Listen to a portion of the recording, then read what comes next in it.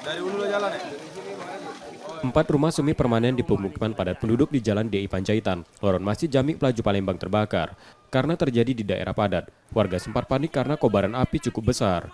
6 mobil pemadam kebakaran kota Palembang dikerahkan ke lokasi untuk memadamkan api dan mampu memadamkan api 2 jam kemudian. Salah satu pemilik rumah yang terbakar menerangkan, api berasal dari rumah kosong di daerah tersebut. Bahan bangunan mudah terbakar, api cepat membesar dan merambat ke rumah lain. Mula itu dari rumah kosong, nah langsung nyambar ke rumah kami.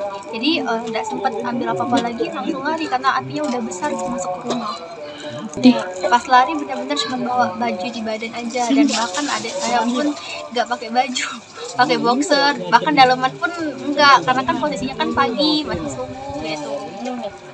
Tidak ada korban jiwa dalam peristiwa, namun 3 keluarga yang rumahnya terbakar kini harus mengungsi. Yudi Kiswanto, Kompas TV, Palembang, Sumatera Selatan.